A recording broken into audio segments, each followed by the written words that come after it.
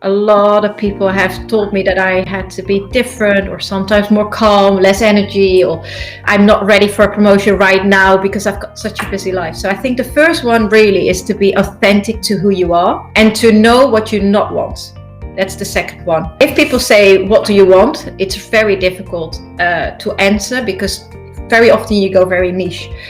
To write down what you don't like makes it easier to then have like a pool of openness to decide from what you do like and what you want, because you might think you want to have this specific enablement role, and when you write down what you don't like, maybe you see suddenly 4 or 5 different roles that also could be something that you like. And the third one is it's actually two. One is reputation. You need to build on a reputation. You need to have a good reputation. And the other one is, of course, your knowledge. You need to know what you talk about. You need to know your numbers. You need to know your facts. And if you've got your facts top of mind, if you've got a good reputation, and if you stay true to who you are, I think you will be successful, with a chance on to be successful, but also to be happy.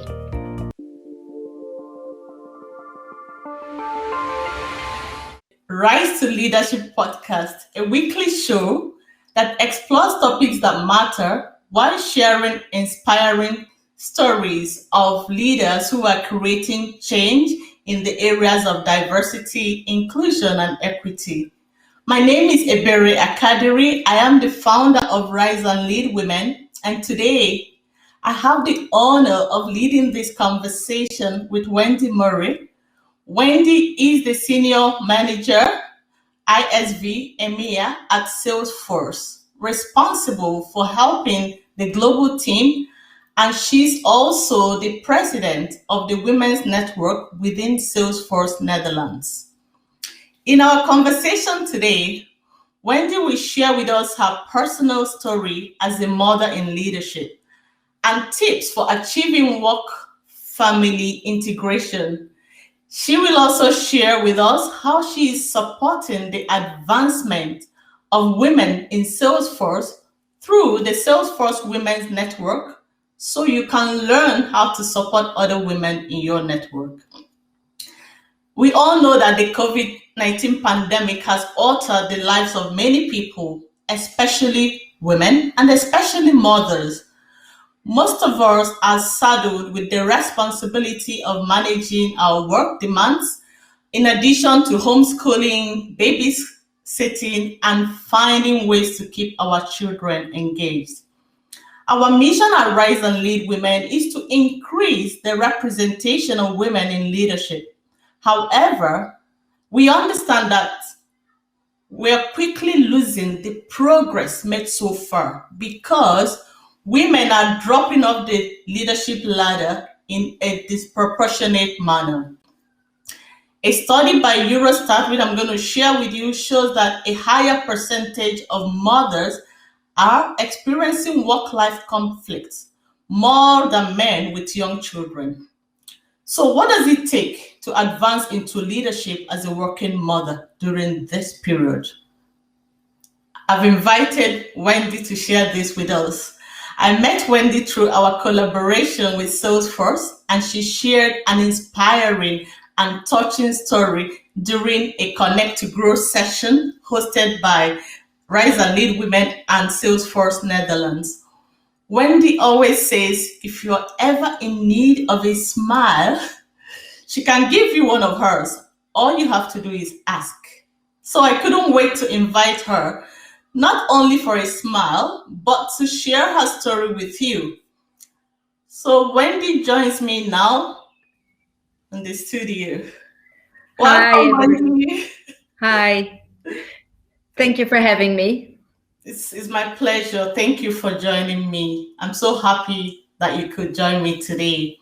So I'm going to go to my first question, Wendy. And it's all about, I want to share first.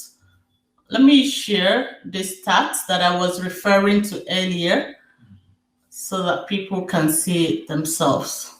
So you can see this statistics released by Eurostat showing that the percentage of women and men with young children experiencing work-life conflicts that is worse for women. Women, it's hard for women to concentrate on job because of their family.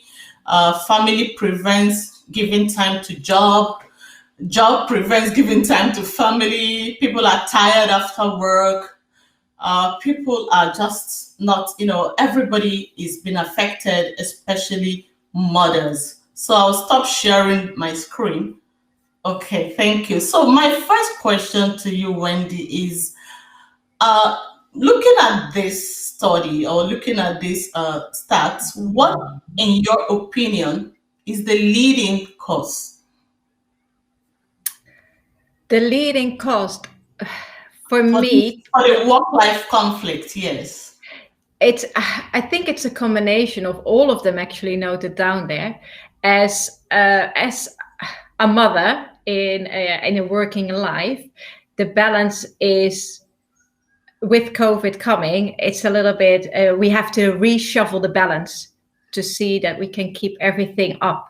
So doing the household work, or to feel not guilty when you're at work for your child, or to have the energy to actually be a mother and do the homeschooling at the same time. I think because of what happened last year with COVID, and everybody came home and the children were home, the whole study shows that actually everything for us mothers has to be reshuffled. We have to investigate the time that we've got in a day, and how the day looks like. Does that answer your question? That's a very good perspective. Thank you for sharing that. And so let me take it a little bit personal this time. My question for you is, if you remember during the Connect to Grow session hosted by Rise and Lead Women and Salesforce Netherlands, you were one of the panelists, and you shared an inspiring personal story about how you got a promotion during your maternity leave. How did you do that? And do you mind sharing part of the story? No, of course, I'm happy to share. It's been a difficult road, but I've noticed that it can be an inspiration to others. So I was living in the UK, working for Salesforce in London in 2017, and I was abandoned, heavily pregnant by my long-time partner. Our daughter was planned. And suddenly I was a single mother living in Harrogate, in the north of England, working in London. And I thought, I can't go back to work in London, which is 4 hours away from Harrogate, and have a baby on my own. So I had a lunch with somebody to say, okay, I want to move back to the Netherlands because I am from the Netherlands. And how am I going to go about this to keep all the balls in the air, as we say, right? To be a mother, to be a successful businesswoman. And there was a colleague, and he gave me the advice to say, there is nobody as good at selling you as you. So that's what I've done. I decided to sell myself. So I sent a message to our country leader in the UKI, and I've asked him to help me to move back to the Netherlands. And with that, and with opening myself up and asking for help, and he decided to help, within a week, Salesforce helped me to move back to the Netherlands, like a time after, but to find a role. So they gave a couple of ideas of roles that were available. And I decided to apply for a role that was actually a promotion. And also, with that, asked to work part-time in that role, being a single mother, in a sales role. So that was in June 2018 that I started that new role. So during my maternity leave, I've decided to move back to the Netherlands to ask for help from an organization that supported me really well, and to apply for a role that was actually a promotion. And because I was so convinced, I think, by wanting to create a good life for my daughter, that's why I dared to probably to apply for a role that was a promotion, but also with the support from around me, that people said, and colleagues said, please apply for this role, and that Salesforce gave me this opportunity, made me probably one of the most loyal employees. So I did that role as well, very successful in the end. Wow. I mean, you say something very profound, which is about asking. You said a lot about asking, and we're going to come to that. Asking for something higher, not just asking for anything. You ask for a higher promotion, and Salesforce gave you that opportunity. We're going to talk more about that. Your story really, for me, is so exciting and inspiring at the same time. Some people watching or listening may be having some challenges with managing work and family. Are there any unique challenges you experienced as a working mom that you will be willing to share? If yes, how did you deal with them? Yes, of course. The main challenge I had is to have my private life and have my young daughter with me and having to work and being a lot on calls, of course, during the day. So the one thing that helped me a lot was to reschedule my day and to block time in my calendar that was purely or is purely for my daughter. So I know if she is at home between 2 and 4 p.m. in the afternoon, she wants to have attention and she is the most tired, she's hungry. So I block these hours in my calendar to spend actually one-on-one time with her and to either go to somewhere to get an ice cream or to just sit at the table and making a drawing together. But and Salesforce lets me, of course, to work around my private life. But I start in the morning at 6 a.m. because she's still asleep. So I start up at 6 a.m. and I start doing my emails. And then by the time she wakes up, I've done a big part in the first hour and a half in the morning that gives me a stress-free rest of the day. So I don't feel guilty to spend time on my daughter if I need to. So for me, that's probably the best advice. I know you come to that later, but for companies and for people that have both and children and of course a working life, is to sometimes work around your office hours and to see what works for your personal situation best and to not feel guilty as well. And to not feel guilty. So many mothers actually do feel guilty when they feel that they can't give enough time to their family or to their work as well. They feel they're cheating the organization. And Salesforce gave you the opportunity. But we also know that not too many companies have this kind of an inclusive culture that allows everybody to work at their own pace. We all know that. And because of that, when faced with conflicts, many women choose family over their work and they leave. So, Yeah. what tips would you give to women who are delaying having kids because of their career ambition or putting a hold on their career because they have kids? I've got a very honest opinion about that. I am 43. My daughter's 3 years old.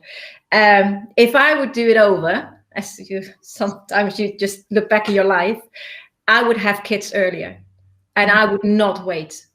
The fact is, you can have a career and be a mother at the same time. I think sometimes I was led to believe that that wasn't a possibility, and I wanted to be successful and work really, really hard to get where I am right now. But if I would do it over, I would definitely have focused on having kids earlier. So I could maybe have 2 or 3, or well, of course, if that would have worked. I'm fortunate enough to have a daughter when I was 39.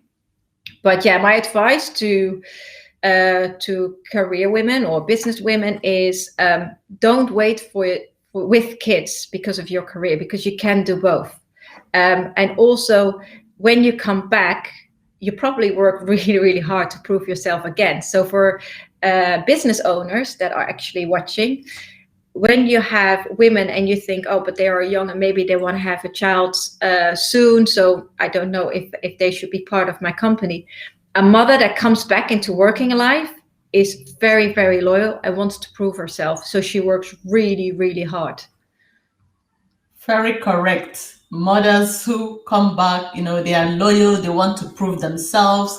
And, the reason we want to prove ourselves, I think, is because of gender bias stereotypes, where I've heard that in some companies, once women get pregnant, they are passed over for promotion.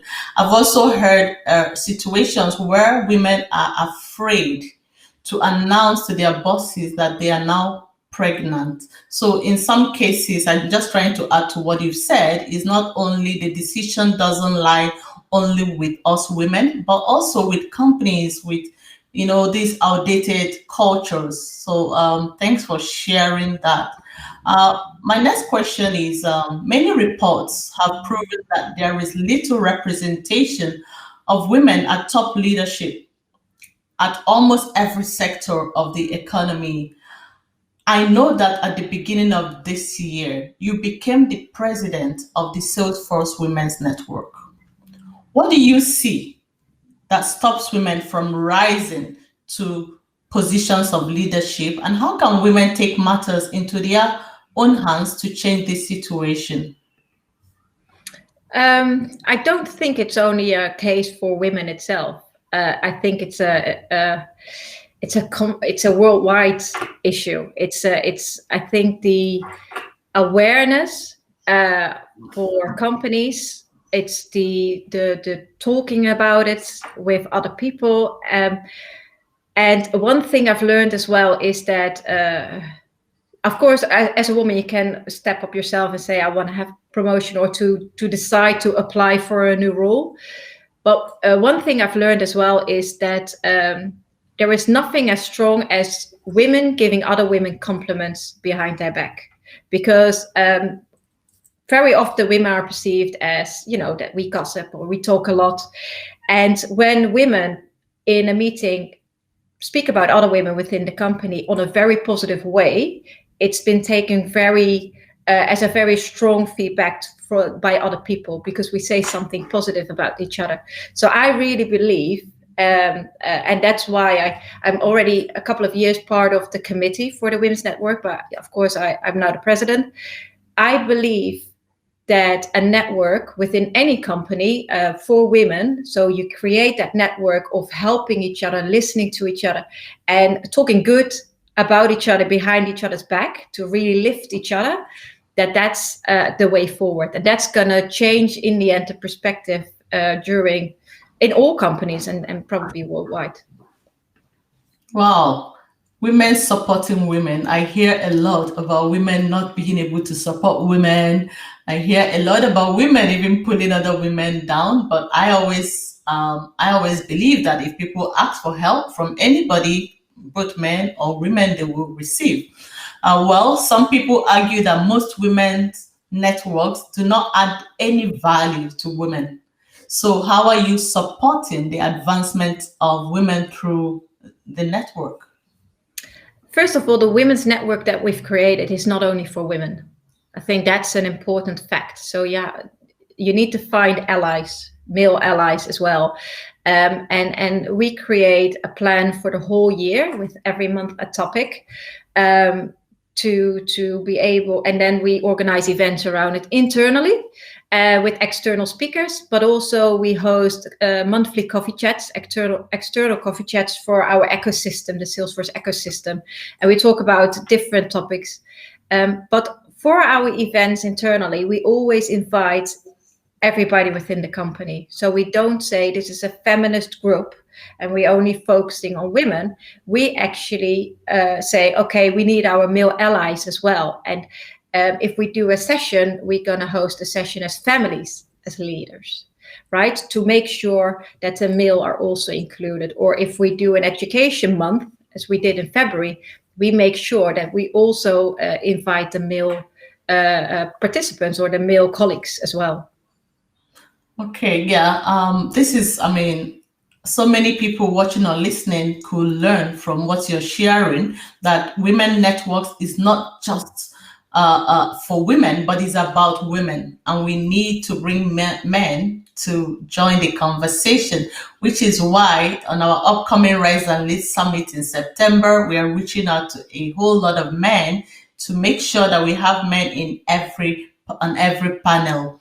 But you have said the great things you're doing within the Salesforce network, but is it moving the needle towards advancing more women, into leadership positions?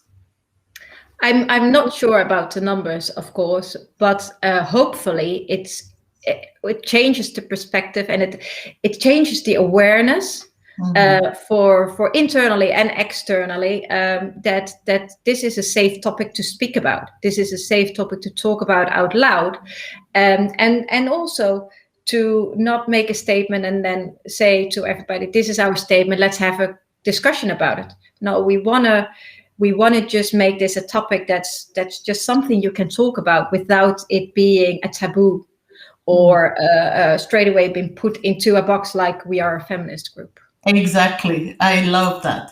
So do you think Salesforce is doing enough to create an environment that supports working moms? And if yes, in what ways? Oh, absolutely. Yes. Salesforce lets everybody work outside office hours. So we have a work from home policy, and you can, and that's announced, of course, in the press, that we can. We are a company that's put people first, the customer success first, but also the employees first, and it's very. Salesforce gives me a very good feeling about managing my own time. And that results into that I want to do it as good as possible. Salesforce I think Salesforce is a great company to work for. They're very, very good for employees. They're very good for me. Wow, I love that. I mean, I've actually spoken about Salesforce, in one meeting I was speaking, because you know about a company if they're really inclusive when you speak to people who are inside that organization. So I believe that Salesforce is doing a great job in this area. But coming back to our question, naturally, and you and I know that mothers have great leadership qualities, which include empathy, emotional intelligence, resilience, and adaptability. And I also know that women have been passed over for promotion or even been asked to resign or leave the company. I mean, I have experienced it as a person myself during my first pregnancy while I was working. So for organizations wondering, how do we support working moms better and actually tap into these qualities that women bring to the table, what would you advise that they do? I think the best thing to do is that the policy should be written by women. Because in a lot of companies, you still see a male board or maybe one female in the board. If you decide on writing policies for female, and especially around paternity leave or pregnancy, like, for example, having a parking spot like close to the office, so a pregnant lady doesn't have to walk too far, right? As in the book Lean. I think it's in the book Lean that it says as an example. Those policies should be written or at least be included by female, because we know what we would need. We know that we need maybe a separate room to pull back, or to do your breastfeeding, or to prepare for your breastfeeding, or to have a separate fridge in a company. These topics are not top of mind for the most of the male people, because that's something that you experience when you're pregnant yourself. So I would definitely advise, if you create policies, to ask for, one or two allies from your company that actually can give input, like, okay, have you thought about this as well? That's a beautiful answer. That is why we are talking that companies need to include more women, because women bring different perspectives, they bring different ideas, and you have to bring different people, different cultures, different voices, and this is to support what you've just said. I always like to talk about self-care, in all my interviews, and of course, because a lot of people talk about work-life balance, which from start, I don't believe in that. I don't believe it works. I believe it's about priorities.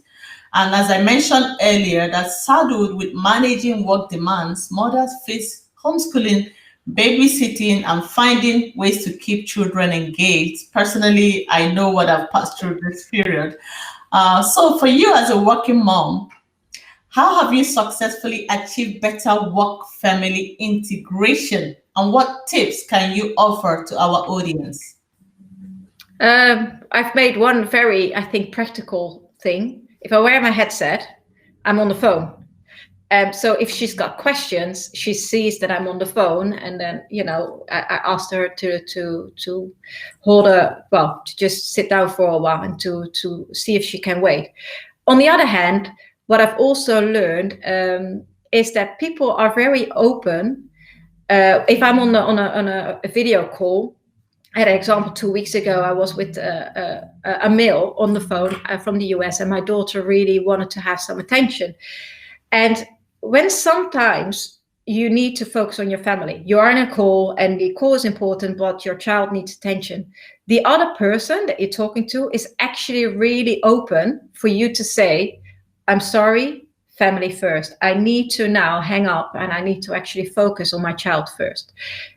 Most of the people do understand, and I think it's accepted that we are trying to do everything both. So on one hand, I've got very clear rules with my daughter for when she can interrupt me and for what she can interrupt me.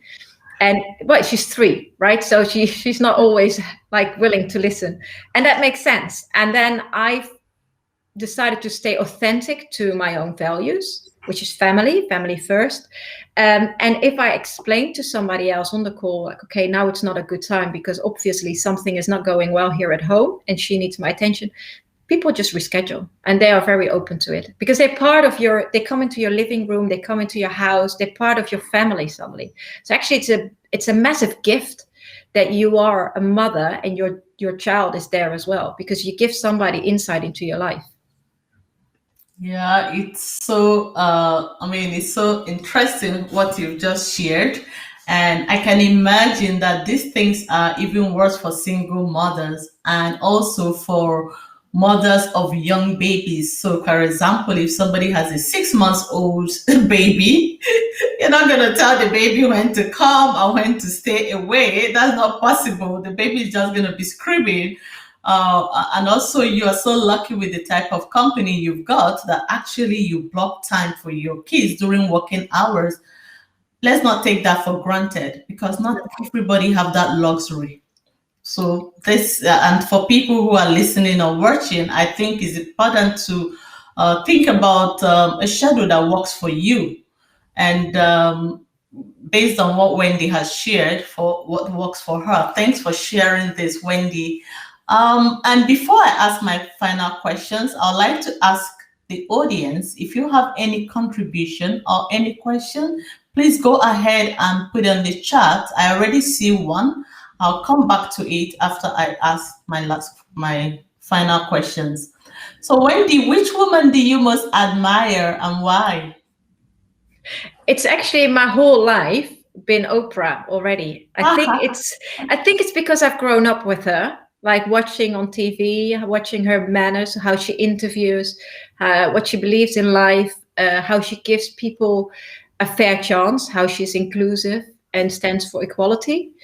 And I thought about this question a lot, like who is my biggest inspiration? I could, of course, name somebody from the IT department, like the global IT world. And many people, many women, male and women, have inspired me a lot to be my authentic self. But when I really thought about this question, I thought, no, for me, it's really somebody that was on TV and gave other people a stage to talk. And hopefully I do that a little bit as well by giving sometimes the stage to other people as well to feel inclusive and to share their story. I think she is an amazing person. And you're already doing that right now by sharing your personal story. It's going to help other people to motivate them to go out there and ask for what they want, and also not to stop having babies because you're pursuing your career. or maybe stop your career because you want to have babies. We can have them both, but we have to plan. We need to find a schedule that works for each and every one of us. And my final question is, what 3 things would you say have helped your leadership growth? First of all, to stay authentic to myself. A lot of people have told me that I had to be different, or sometimes more calm, less energy, or I'm not ready for a promotion right now because I've got such a busy life. So I think the first one really is to be authentic to who you are and to know what you not want. That's the second one. If people say, what do you want? It's very difficult to answer, because very often you go very niche. To write down what you don't like makes it easier to then have like a pool of openness to decide from what you do like and what you want. Because you might think you want to have this specific enablement role, and when you write down what you don't like, maybe you see suddenly 4 or 5 different roles that also could be something that you like. And the third one is it's actually 2. One is reputation. You need to build on a reputation. You need to have a good reputation. And the other one is, of course, your knowledge. You need to know what you talk about. You need to know your numbers. You need to know your facts. And if you've got your facts top of mind, if you've got a good reputation, and if you stay true to who you are, I think you will be successful, a chance on to be successful, but also to be happy. Wow, so inspiring and exciting. And it's, a very great leadership quality about authenticity, staying true to who you are. What is interesting is that most people always think about what do I want?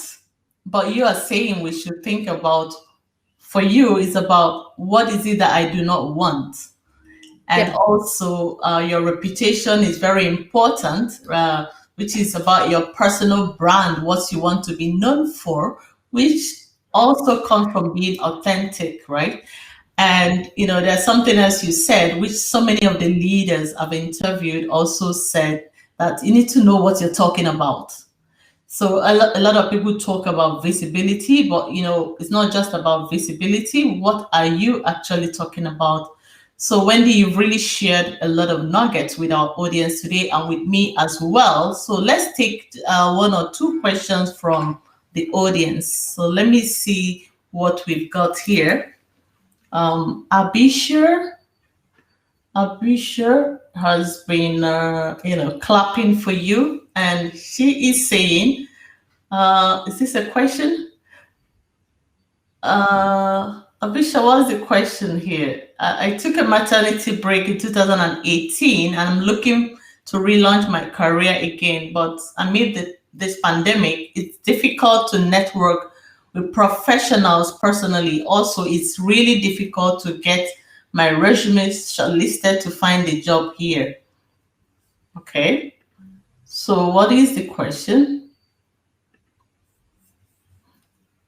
Okay, yes, let me finish reading. Also, it's really difficult to get my resume shortlisted to find a job here. I assume it's the Netherlands.